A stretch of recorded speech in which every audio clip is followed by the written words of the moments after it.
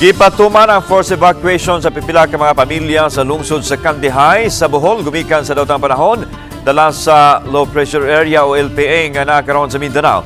Matod ni Jirel Lacang Fuentes, ang hepe sa Kandihay Municipal Disaster Risk Reduction and Management Office, mukaba sa 48 ka pamilya ng mga tao ang apektado sa preemptive evacuation kagabi. Nasinati ang kusog nga pag-ulan o pagbaha sa ilang dapit.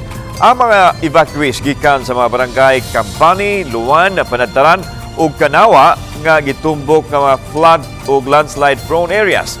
Dana sa evacuation center sa mga apektado ug gitabangan sa lokal nga kagamhanan. Gipanghatagan sad sila og pagkaon og tubig.